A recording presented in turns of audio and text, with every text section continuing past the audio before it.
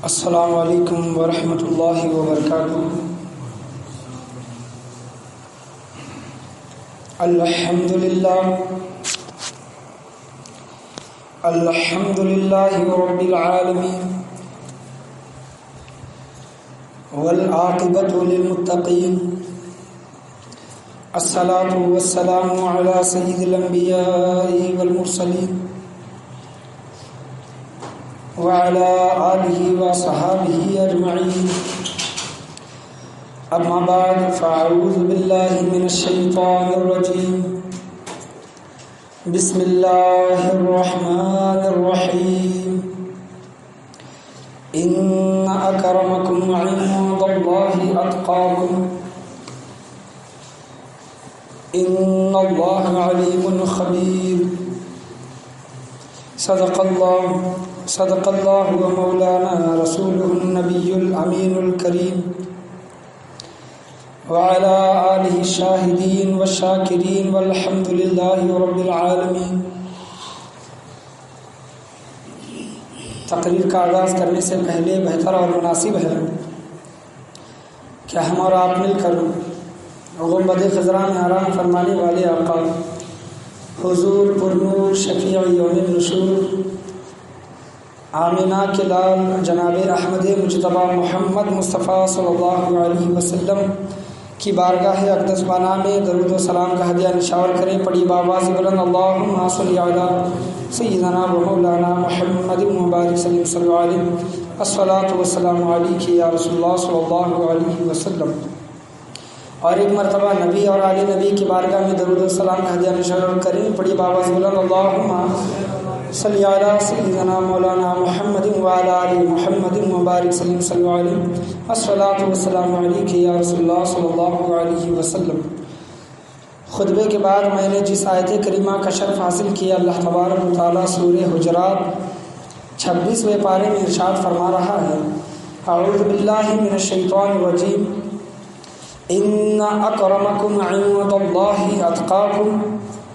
اس کا سیدھا سیدھا ترجمہ یہ ہے کہ بے شک اللہ کے یہاں تم میں زیادہ عزت والا وہ جو تم میں زیادہ پرہیزگار ہے۔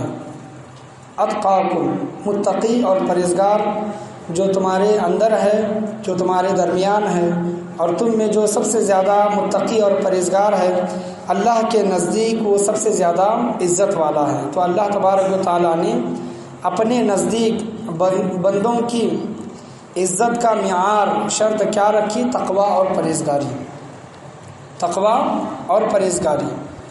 اور سورہ فاتحہ اگر ختم ہوتا ہے، سورہ فاتحہ کے بعد سورہ بقرہ کی جو آیت شروع ہوتی ہے، اس میں صاف صاف اللہ تبارک و تعالیٰ نے ارشاد فرمایا ہے کہ کامیاب ہیں وہ لوگ۔ تو ہم قرآن کریم فرقان حمید سے جب سوال کرتے ہیں کہ کون کامیاب ہے، تو قرآن صاف صاف جملوں میں ارشاد فرماتا ہے ہدی للمتقین، ہدایت پر ہیں، کامیاب ہیں متقین، جنہوں نے تقویٰ اختیار کیا، تقوی کی زندگی گزر و بسر کی۔ قرآن کریم فرقان حمید فرماتا ہے کہ ہدی للمتقین، ہدی للمتقین۔ تو ہمارے نزدیک تقوی کو زیادہ اہمیت دینی چاہیے۔ تقویٰ، پرہیزگاری، سادگی، جو بھی چیزیں ہیں، اس چیز کو زیادہ فوقیت اور اہمیت دینی چاہیے۔ ہمارے نزدیک ہم یہ سوچتے ہیں کہ اللہ کا ولی کون، اللہ کے ولی کیسے ہوتے ہیں، اللہ کے ولی کیسے دکھتے ہیں، اللہ کے ولی کیسے رہتے ہیں۔ یہ ہمارے اندر ایک خیال ہے اور ایک تصور ہے، اور بعض لوگوں کا، میں سب لوگوں کی بات نہیں کر رہا، بعض لوگ یہ تصور اور خیال کرتے ہیں کہ اگر کوئی ہوا پر اڑتا ہے تو وہ اللہ کا ولی ہے، ہوا میں اڑ رہا ہے کوئی تو وہ اللہ کا ولی ہے، اور پانی پر اگر کوئی چل رہا ہے، پانی پر اگر کوئی چلتا ہے تو وہ اللہ کا ولی ہے۔ یہ ایک ہم نشانی مقرر کرتے ہیں۔ تقویٰ و پرہیزگاری کو ہم دیکھتے نہیں کہ اس اللہ ولی کے اندر کتنی تقویٰ و پرہیزگاری ہے، بلکہ ہم یہ چیزوں کو دیکھتے ہیں کہ وہ کرامت دکھاتا ہے کہ نہیں، اور یہ باقی چیزیں میں جو آپ کے سامنے بیان کیا۔ رہا سوال ہوا پر اڑنے کا، ہوا میں اڑنے کا، تو وہ اللہ تبارک و تعالیٰ کی ایک مخلوق مکھی بھی ہوا میں اڑتی ہے. مکھی جو ہمارے نزدیک اس کی کوئی اہمیت نہیں ہے، اور مکھی اگر جہاں پر بیٹھتی ہے ہم اس کو اڑا دیتے ہیں، تو اللہ کی وہ ادنا سی مخلوق بھی ہوا میں اڑتی ہے. تو ہوا میں اڑنا یہ کوئی کمال کی بات نہیں ہے. جو پرندے اڑتے ہیں ہوا میں، پانی پر چلنا، تو ایک چھوٹا سا تنکا بھی پانی پر تیرتا ہے. چھوٹا سا تنکا اگر ہم ہلکا سا اگر کوئی کاغذ وغیرہ ڈال دیں، روئی وغیرہ ڈال دیں، تو وہ بھی ہوا پر تیرتا ہے، اور مچھلی بھی. تو پانی پر چلنا یہ کوئی بڑی بات نہیں ہے، بڑی کرامت نہیں ہے. ہوا میں تیرنا، ہوا میں اڑنا اور پانی پر چلنا یہ کوئی بڑی بات نہیں ہے. قرآن کریم فرقان حمید کیا فرماتا ہے کہ تمہارے اندر، تمہارے درمیان اللہ کے نزدیک سب سے زیادہ عزت والا انسان وہ ہے جس کے اندر تقویٰ و پرہیزگاری ہے، شریعت کی پابندی ہے. وہ اللہ کے نزدیک سب سے زیادہ عزت والا ہے. تو متقی انسان کو بننا چاہیے. اور علماء کرام فرماتے ہیں کہ اللہ تبارک و تعالیٰ کا ہر ولی، اللہ تبارک و تعالیٰ کا ہر ولی یعنی دوست، اللہ کا ہر ولی متقی اور پرہیزگار ہوتا ہے. اللہ کا ہر ولی متقی اور پرہیزگار ہوتا ہے، لیکن ہر متقی اور پرہیزگار اللہ کا ولی نہیں ہو سکتا. ہر متقی اور پرہیزگار اللہ کا ولی نہیں ہو سکتا. اسی طرح جس طرح ہم دیکھ لیں کہ انسان جانور ہے، جانور کے معنی جانور، جس کے اندر جان ہے اس کو ہم جانور کہتے ہیں. وہ دوسرے لفظوں میں ہم جانور مطلب نیچا دکھانے کے لیے جانور وغیرہ وہ کہتے ہیں، وہ بات الگ ہے. لیکن انسان بھی جانور ہے، جس کے اندر جان ہے، جس کے اندر جان ہے وہ ہر شے جانور ہے. لیکن ہر جانور انسان نہیں. کیا؟ ہر جانور انسان نہیں. انسان جانور ہے لیکن ہر جانور انسان نہیں. اسی طرح کا یہ مثال دے کر بیان کیا گیا ہے کہ اللہ کا ہر ولی متقی اور پرہیزگار ہوتا ہے، لیکن ہر متقی اور پرہیزگار اللہ کا ولی نہیں ہوتا.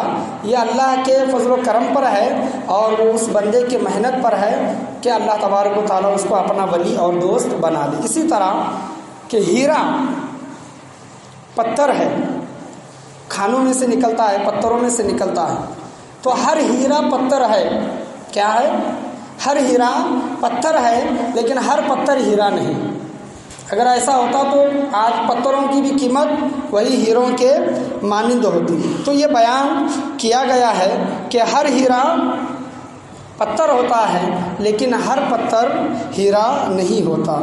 تو یہی مثال دے کر بزرگان دین ارشاد فرماتے ہیں کہ اللہ تبارک و تعالیٰ کا ہر ولی متقی اور پرہیزگار ہوتا ہے، لیکن ہر متقی اور پرہیزگار اللہ کا ولی نہیں ہوتا. ہاں، وہ اللہ کا نیک بندہ ضرور ہو سکتا ہے، لیکن جو مقام ولایت پر جو فائز ہونا ہے، اللہ کا جو خاص قرب اس کو حاصل کرنا ہے، وہ اللہ تبارک و تعالیٰ کے فضل و کرم پر ہے. تو پوچھا گیا کہ اللہ کا ولی اگر بننا ہے، متقی اور پرہیزگار تو ہے، لیکن اللہ کا دوست، اللہ کا محبوب، اللہ کا پسندیدہ، اللہ کا ولی اگر بننا ہے تو کیا کریں؟ تو سادہ سی مثال دے کر علماء کرام فرماتے ہیں کہ اللہ کے سامنے اس طرح ہو جاؤ جس طرح غسال کے سامنے مردہ ہو جاتا ہے. غسال یعنی غسل دینے والا، مردے کو غسل دینے والا. اگر کوئی انسان مردے کو غسل دیتا ہے تو اس کو جس طرح چاہے گھماتا ہے، پھراتا ہے، جس طرح چاہے اس کو غسل دیتا ہے. بندے کے حالات، بندے کی کیفیات بھی اللہ کے سامنے اسی طرح کے ہونا چاہیے. اللہ کے سامنے بھی اسی طرح کے ہونا چاہیے. خوشی ہو، غمی ہو، اچھے حالات ہوں، برے حالات ہوں، جو کچھ ہو، رات ہو، دن ہو، جو کوئی موقع اور محل ہو، ہر حال میں اللہ تبارک و تعالیٰ سے راضی رہیں. یہ اللہ تبارک و تعالیٰ کے ولیوں کی ایک نشانیوں میں سے ایک نشانی ہے کہ اللہ تبارک و تعالیٰ جس حال میں رکھے اس حال میں بندہ راضی رہے. وہ قوالی ہم سنتے ہیں کہ ہم اس کا شعر تو مطلب تو اکثر لوگ نہیں جانتے. وہ قوالی بھی مشہور ہے، اس راہ کے ہیں آداب یہی. کیا کہتے ہیں؟ اس راہ کے ہیں آداب یہی، جو ان کی خوشی وہ اپنی خوشی، جو ان کی خوشی وہ اپنی خوشی، گر چاہیں اگر اپنی مرضی، اس راہ میں اگر ہم اپنی مرضی چاہیں گے تو شاعر کہتا ہے وہ عشق نہیں بیماری ہے۔ ہم اس کو عشق سمجھتے ہیں لیکن اصل میں وہ عشق نہیں ہے، ہماری وہ غلط فہمی ہے، وہ عشق نہیں بیماری ہے۔ اس راہ کے ہیں آداب یہی، جو ان کی خوشی وہ اپنی خوشی، گر چاہیں اگر اپنی مرضی، وہ عشق نہیں بیماری ہے۔ پڑھی ایک مرتبہ درود شریف، اللہم صلی علی سیدنا و مولانا محمد و بارک وسلم صلی اللہ علیہ، الصلاۃ والسلام علیک یا رسول اللہ صلی اللہ تعالیٰ علیہ وسلم۔ تو بندے کو اللہ تبارک و تعالیٰ کی بارگاہ میں، اللہ کے سامنے اس دنیا میں اسی طرح رہنا چاہیے، اور ہمیشہ یہ سوچ، یہ عقیدہ رہنا چاہیے کہ اللہ تبارک و تعالیٰ نے مجھے جس حال میں رکھا ہے، میں اللہ تبارک و تعالیٰ سے اس حال میں راضی ہوں۔ اگر یہ ہم زندگی گزاریں گے تو یہ تقویٰ اور پرہیزگاری کی زندگی ہے، اور یہ تقویٰ اور پرہیزگاری کی زندگی جو گزارتا ہے، قرآن فرماتا ہے ھدی للمتقین، وہ کامیاب ہو گئے۔ ان اکرمکم عند اللہ اتقاکم، اللہ کے نزدیک وہ سب سے زیادہ عزت والے لوگ ہیں، اللہ کے نزدیک وہ سب سے زیادہ عزت والے لوگ ہیں۔ آج ہم کرامت کو مطلب فوقیت دیتے ہیں، اہمیت دیتے ہیں، امپورٹنس دیتے ہیں۔ کرامت ولایت کے درجے کی ایک ادنا سی مثال ہے۔ کرامت ہو ولی کی یا پھر معجزہ ہو نبی کا، کرامت یا پھر معجزہ اسی وقت دکھایا جاتا ہے جس وقت اس کی ضرورت پڑتی ہے۔ کوئی مطالبہ کرتا ہے، کوئی ضرورت پیش آتی ہے، کرامت ہو معجزہ ہو اسی وقت دکھایا جاتا ہے۔ تو ہم کرامت کو نہ تلاش کریں، بزرگان دین کے سادگی اور تقویٰ و پرہیزگاری کی زندگیوں کو دیکھیں کہ ان کی زندگی کس طرح تھی۔ شیخ عبد القادر جیلانی رحمۃ اللہ علیہ، حضور غوث اعظم، یہ طریقت کے شیخ بعد میں بنے ہیں۔ حضور غوث اعظم رضی اللہ عنہ یہ طریقت کے شیخ بعد میں بنے ہیں، یہ سب سے پہلے شریعت کے شیخ بنے ہیں۔ اور کتابوں میں آیا ہے، علماء کرام فرماتے ہیں کہ حضور سیدنا غوث الاعظم رضی اللہ تعالیٰ عنہ کا جو مدرسہ ہے، وہاں پر ان کے زمانے میں ہر سال 3000 سے زائد علماء کرام ان کے مدرسے سے نکلا کرتے تھے، گریجویٹ بن کر، جو ہم اپنی زبان میں کہتے ہیں عالم بن کر، علم حاصل کر کے ہر سال 3000 کی تعداد میں حضور سیدنا غوث الاعظم رضی اللہ تعالیٰ عنہ کے مدرسے سے مطلب لوگ بن کر، عالم بن کر نکلا کرتے تھے۔ تو آپ سوچیں جب 3000 ہر سال بن کر نکلتے ہیں تو جن کا مدرسہ ہے ان کا مقام کا عالم کیا ہوگا۔ درست العلم حتی صرت قطبا، حضور غوث اعظم خود فرماتے ہیں قطب یہ ولایت کا ایک اعلیٰ درجہ ہوتا ہے، ولایت کا اعلیٰ درجہ ہوتا ہے۔ حضور سیدنا غوث الاعظم کہتے ہیں درست العلم، میں نے اتنا علم حاصل کیا، کیا حضور غوث اعظم فرماتے ہیں کہ میں نے اتنا علم حاصل کیا حتی صرت قطبا، کہ میں قطب بن گیا۔ سبحان اللہ، میں قطب بن گیا، یعنی ولایت کے اعلیٰ درجے پر حضور غوث اعظم پہنچے۔ کس کے ذریعے؟ علم کے ذریعے۔ آج ہم علم کو اہمیت نہیں دیتے اور کہتے ہیں کہ یہ علماء، یہ مولوی، یہ عالم، یہ کیا ہیں، یہ پیٹ پالو ہیں، یہ طریقت کو نہیں جانتے۔ تو حضور سیدنا غوث الاعظم رضی اللہ تعالیٰ عنہ کی زندگی کو پڑھے تو انہوں نے سب سے پہلے مدرسے کی تعلیم کو مکمل کیا ہے، حضور غوث اعظم رضی اللہ عنہ۔ پھر طریقت کے راستے پر حضور سیدنا غوث الاعظم چلے ہیں۔ 18 سال کی عمر میں اپنے گھر سے اپنی ماں کو الوداع کہہ کر جو نکلے ہیں، اور ان کی ماں نے اس وقت کہا تھا کہ بیٹا عبد القادر اب قیامت کے دن ہماری ملاقات ہوگی۔ علم اس وقت حاصل کرنا اتنا مشکل تھا اور اتنے دور جانا پڑتا تھا اپنے وطن کو خیر آباد کر کے، اور جانا پڑتا جس طرح آج کا یہ جو حج کا دور موسم جو ہے اتنا مشکل نہیں ہے، لیکن پچھلے جو سالوں میں اگر ہم دیکھتے تھے تو حاجی کو اگر بھیجتے تھے تو اس امید کے ساتھ بھیجتے تھے کہ یہ اب نہیں آئے گا۔ اسی طرح کا معاملہ، علم کا معاملہ بھی اس طرح ہوتا تھا کہ پہلے کے زمانے میں علم حاصل کرنے کے لیے لوگ جو دور جایا کرتے تھے انہیں گارنٹی، امید نہیں ہوتی تھی کہ میں واپس آؤں گا۔ ان کی ماں نے کہا کہ بیٹا عبد القادر تو جا رہا ہے علم حاصل کرنے کے لیے، اب ہماری قیامت کے دن ملاقات ہوگی۔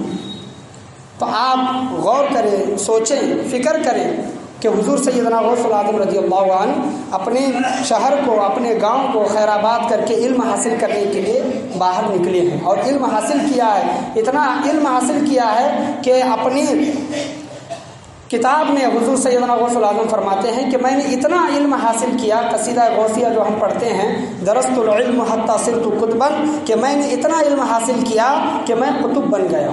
تو کرامات کو نہ دیکھیں، بزرگان دین کے کرامات پر توجہ نہ رکھیں، بلکہ ان کی زندگی پر نظر ڈالیں۔ بزرگان دین کی زندگی کیا تھی؟ ان کی ایک تو نماز چھوڑتی تھی، تہجد چھوڑتی تھی، یا پھر دیگر جو اعمال ہیں، نیک اور صالح اعمال ہیں، لوگوں کے ساتھ ان کا رویہ ہے، مخلوق اللہ کی مخلوق کے ساتھ ان کا کیسا برتاؤ ہے، یہ تمام چیزوں پر اگر ہم غور و فکر کریں گے تو ان کی پوری زندگی، بزرگان دین کی پوری زندگی تقویٰ و پرہیزگاری کی زندگی نظر آتی ہے، جو کہ اللہ تبارک و تعالیٰ فرماتا ہے کہ ان اکرمکم عند اللہ اتقاکم، بے شک اللہ کے نزدیک عزت والے لوگ وہ ہیں جو سب سے زیادہ تقویٰ و پرہیزگار اختیار کرتے ہیں، تقویٰ و پرہیزگاری اختیار کرتے ہیں اللہ کے نزدیک، وہ سب سے زیادہ عزت والے لوگ ہیں۔ اور نامہ اعمال قیامت کے دن جو ترازو جو تولا جائے گا، میزان جب لگے گا، تو حدیث کریمہ میں آیا ہے کہ بندے کے نامہ اعمال میں سے سب سے اچھے عمل اس کے وہ ہوں گے جو اس کے حسن خلوق ہوں گے، جو لوگوں کے ساتھ اس نے اچھے معاملات کیے ہیں، حسن اخلاق۔ ہمارے اخلاق نامہ اعمال میں سب سے زیادہ وزنی شے ہوں گے، تو ہمیں زندگی جو گزارنی چاہیے اچھے اعمال کے ساتھ، حسن خلوق کے ساتھ زندگی ہمیں گزارنے کی کوشش کرنی چاہیے۔ پڑھیں ایک مرتبہ درود شریف، اللہم صلی علی سیدنا و مولانا محمد مبارک صلی اللہ علیہ الصلاۃ والسلام علیک یا رسول اللہ صلی اللہ تعالیٰ علیہ وسلم۔ تو آج ہم کسی بھی بزرگ کی بارگاہ میں جاتے ہیں، ملاقات کے لیے جاتے ہیں، مصافحے کے لیے جاتے ہیں، تو ہم یہ دیکھتے ہیں کہ بزرگ سے کوئی کرامت صادر ہوتی ہے کہ نہیں، کوئی ظاہر ہوتی ہے کہ نہیں۔ یہ نہیں دیکھتے کہ بزرگ کا تقویٰ کیسا ہے، پرہیزگاری کیسی ہے۔ حضور سیدنا غوث العظم رضی اللہ تعالیٰ عنہ کے بارگاہ میں ان کے کرامات کے چرچے سن کر یہ واقعہ آپ نے سنا ہوگا، لیکن آج کے دور کے لیے یہ واقعہ ہمارے لیے بہت ہی درس حاصل کرنے کا واقعہ ہے۔ درس حاصل کریں اس واقعے سے اور خود سوچیں، غور و فکر کریں، قرآن کو اپنے سامنے رکھیں۔ قرآن متقی اور پرہیزگار اور اللہ والوں کی نشانیاں کیا بیان کرتا ہے، اس کو دیکھیں اور پڑھیں، سمجھیں، اس پر عمل کریں۔ حضور سیدنا غوث العظم رضی اللہ تعالیٰ عنہ کی بارگاہ میں ایک شخص ملاقات کے لیے آیا، ان کے خانقاہ میں ٹھہرا، بہت دن ٹھہرا، اور جب 1 مہینہ یا پھر 40 دن سے زیادہ ہو گئے تو وہ شخص کہنے لگا کہ مجھے اجازت دیجیے، میں اپنے گھر کو جانا چاہتا ہوں۔ تو حضور سیدنا غوث العظم نے کہا کہ تو اتنے دن آیا، خانقاہ میں رکا، کسی خاص مقصد کے لیے آیا ہوگا، کوئی کام کے لیے آیا ہوگا، تو نے اپنا وہ مقصد، وہ کام ظاہر نہیں کیا۔ تو وہ شخص جاتے جاتے کہنے لگا کہ یا شیخ عبد القادر جیلانی، میں بہت دور دراز علاقے سے آیا ہوں، میں بہت دور دراز علاقے سے آیا ہوں، آپ کے کرامتوں کا چرچا سن کر آیا ہوں کہ آپ بہت ہی بڑے کرامتوں کے مالک ہیں، لہذا میں بھی اپنی آنکھوں سے آپ کی کرامتوں کو دیکھنا چاہتا تھا۔ کیا میں آپ کی کرامتوں کو دیکھنا چاہتا تھا، لیکن آپ کے خانقاہ میں 1 مہینہ یا پھر 40 دن اس سے زائد دن میں رکا، لیکن اتنے دنوں میں نے کبھی آپ کو کرامت کا ظہور ہوتا ہوا نہیں دیکھا۔ آپ سے کرامت کا ظہور، کرامت آپ سے کوئی صادر ہوئی ہو، ظاہر ہوئی ہو، میں نے نہیں دیکھا۔ اس وجہ سے میں مایوس ہو کر، نا امید ہو کر جا رہا ہوں۔ تو حضور سیدنا غوث العظم رضی اللہ تعالیٰ عنہ اس شخص کو روکتے ہیں اور کہتے ہیں کہ اے شخص، تو 40 دن یہاں پر رکا اور دن رات مجھے دیکھتا رہا۔ تو حضور سیدنا غوث العظم اس کو ایک سوال کرتے ہیں، تو بتا اتنے دنوں میں، جتنے دن تو رکا، اتنے دنوں میں کیا میری کوئی ایک نماز قضا ہوئی ہے؟ کیا میری کوئی ایک نماز، 5 نمازوں میں سے کوئی ایک نماز قضا ہوئی ہے؟ 5 نمازوں کی دور کی بات، تو یہ بتا کیا میری کبھی رات میں کبھی تہجد قضا ہوئی ہے؟ تو وہ شخص کہتا ہے کہ نہیں، آپ 5 وقت کے نماز کے پابند ہیں اور آپ تہجد بھی ادا کرتے ہیں، میں نے خود دیکھا ہوں۔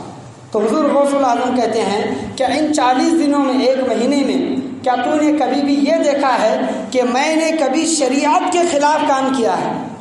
کہ حضور صلی اللہ علیہ وسلم کی شریعت یہ کہتی ہے اور میں شریعت کے خلاف میں نے کوئی کام کیا ہے، چھوٹا سا چھوٹا ہوں۔ تو شخص کہتا ہے کہ نہیں، میں نے آپ کو کبھی بھی شریعت کے خلاف کام کرتا ہوا نہیں دیکھا۔ تو حضور سیدنا غوث العظم کہتے ہیں کہ اس سے بڑی کرامت اور کیا ہو سکتی ہے؟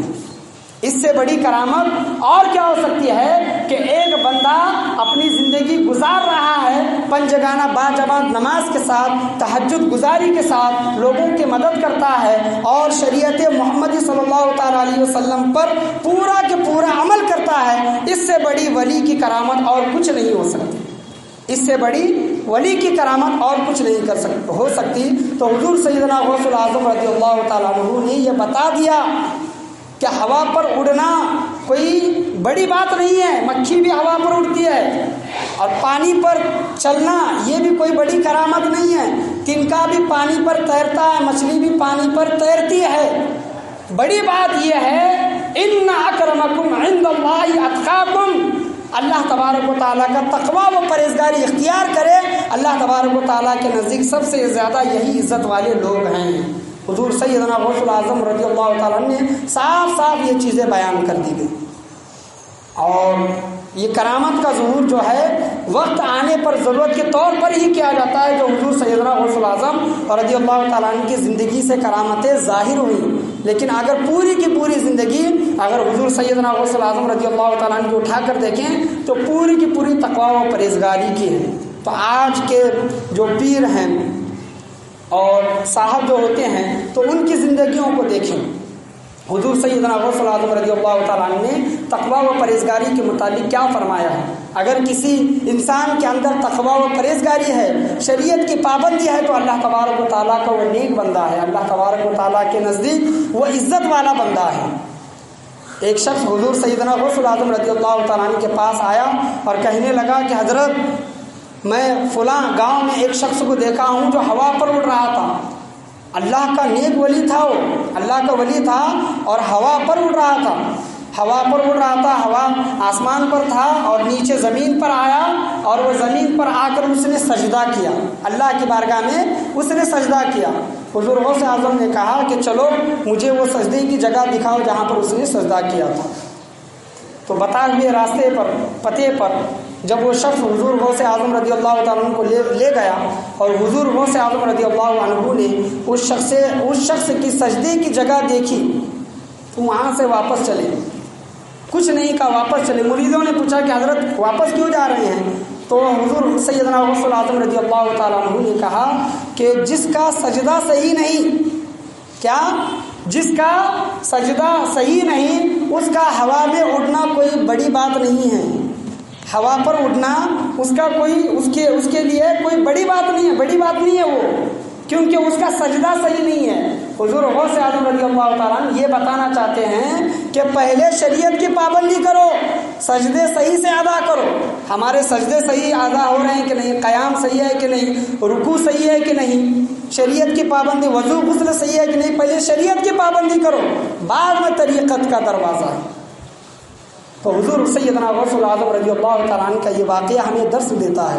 امام اعظم رضی اللہ تعالیٰ عنہ کا یہ اسی طرح کا ایک واقعہ ہے۔ امام اعظم رضی اللہ تعالیٰ عنہ کے پاس ان کا مرید آیا اور کہنے لگا کہ فلاں گاؤں میں ایک بہت بڑے اللہ کے ولی بزرگ آئے ہیں، ملاقات کے لیے چلتے ہیں۔ تو امام اعظم ابو حنیفہ اپنے مریدوں کے ساتھ، اپنے ساتھیوں کے ساتھ جب چلے تو وہ بزرگ وضو کر رہے تھے، وضو کر رہے تھے۔ امام اعظم نے ان کو دیکھا، وضو کرتا ہوا دیکھا تو واپس لوٹا ہے۔ تو اس بزرگ نے وضو میں کوئی غلطی کی تھی، غالباً سیدھے داویں ہاتھ سے ناک صاف کرنے کی بجائے سیدھے ہاتھ سے انہوں نے ناک صاف کی تھی۔ تو امام اعظم وہاں سے واپس چلے، مریدین بھی ان کے پیچھے چلے اور امام اعظم کو پوچھا کہ امام اعظم آپ اتنے دور دراز علاقے سے ان بزرگ کی ملاقات کے لیے آئے ہیں اور ملاقات کیے بغیر واپس جا رہے ہیں، کیا وجہ ہے؟ تو امام اعظم رضی اللہ تعالیٰ عنہ نے کہا، امام اعظم ابو حنیفہ جس کا وضو صحیح نہیں وہ اللہ تبارک و تعالیٰ کا نیک بندہ نہیں ہو سکتا، جس کا وضو صحیح نہیں وہ اللہ تبارک و تعالیٰ کا نیک بندہ نہیں ہو سکتا۔ تو پہلے شریعت کی پابندی ہے، شریعت مصطفیٰ کی پابندی ہے، سنت مصطفیٰ کی پابندی ہے۔ ہمارے دادا پیر و مرشد کہتے ہیں یہ سنت کے چرچے عقیدت کے دعوے مگر اتباع نبی میں ہے کورے۔ ہم سنت کے چرچے کرتے ہیں، عقیدت کے دعوے بھی کرتے ہیں، مگر اتباع کی جب بات آتی ہے، اتباع نبی میں ہم کورے ہیں، کورے ہیں، کورے۔ مگر اتباع نبی میں ہے کورے۔ زبان سے تو ہوتا ہے اقرار ایسا، زبان سے تو اقرار کرتے ہیں، عمل سے ہے ظاہر انکار ایسا۔ عمل سے ہم پورے کے پورے انکاری ہیں، زبان سے بھلے ہی ہم اقراری ہیں، اقرار کرتے ہیں، لیکن عمل سے ہم پورے کے پورے انکار کرتے ہیں۔ یہ سنت کے چرچے، عقیدت کے دعوے، مگر اتباع نبی میں ہے کورے۔ زبان سے تو ہوتا ہے اقرار ایسا، عمل سے ہے ظاہر انکار ایسا۔ عمل سے تو ظاہر ہے انکار ایسا۔ تو امام اعظم ابو حنیفہ ہوں، امام سیدنا غوث الاعظم رضی اللہ تعالیٰ عنہ، ان کی زندگی دیکھیں، پوری کی پوری شریعت کی پابندی تھی، اور ہمیں بھی شریعت کی پابندی کرنا چاہیے۔ شریعت سے ہٹ کر کوئی بھی چیزیں نہ کرنے کی ہمیں کوشش کرنی چاہیے، اور پنجگانہ با جماعت نمازیں ادا کریں۔ جو اللہ کے رسول نے فرمایا ہے ان چیزوں پر عمل کریں، جو اللہ کے رسول صلی اللہ علیہ وسلم نے جن چیزوں سے منع فرمایا ہے ان چیزوں سے باز رہے، رکے رہیں۔ یہی تقوی و پرہیزگاری کی زندگی ہے۔ جو تقوی و پرہیزگاری کی زندگی اختیار کرتا ہے، اللہ تبارک و تعالیٰ ان کے متعلق فرماتا ہے ھدی للمتقین، وہ لوگ کامیاب ہو گئے، وہ لوگ ہدایت پر ہیں۔ آج ہم کرامتوں کو دیکھتے ہیں کہ ان کی اتنی بڑی کرامت ہے، اتنی بڑی کرامت ہے۔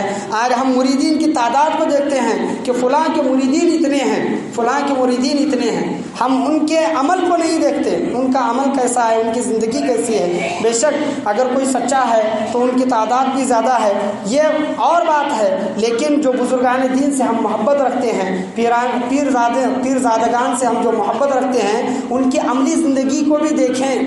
حضور صلی اللہ تعالیٰ علیہ وسلم نے پورا کے پورا عملی زندگی مکہ والوں کے سامنے، مدینہ والوں کے سامنے پیش کی۔ سیدہ عائشہ صدیقہ رضی اللہ تعالیٰ عنہ ام المؤمنین سے جب لوگوں نے پوچھا کہ حضور صلی اللہ تعالیٰ علیہ وسلم کے زندگی کیا ہے، زندگی حضور صلی اللہ علیہ وسلم کے اخلاق کیا ہیں، تو سیدنا ماں عائشہ صدیقہ رضی اللہ تعالیٰ عنہ فرماتی ہیں، حدیث شریف ہے، حضور صلی اللہ تعالیٰ علیہ وسلم کی اگر تم زندگی دیکھنا چاہتے ہو تو قرآن کو دیکھ لو۔ قرآن حضور صلی اللہ تعالیٰ علیہ وسلم کی زندگی ہے۔ تو ہمیں قرآن کریم، فرقان حمید، احادیث کریمہ اور سنت مصطفیٰ صلی اللہ علیہ وسلم پر عمل کرنے کی ضرورت ہے۔ یہی آج دور کی یہ ضرورت ہے، مانگ ہے۔ ان چیزوں پر ضرور عمل کرنے کی کوشش کریں۔ آج شریعت کی پابندی زیادہ تر اکثر نہیں کی جاتی اور سختی سے پابندی نہیں کی جاتی۔ ان چیزوں پر چلنے کی ہمیں سخت ضرورت ہے۔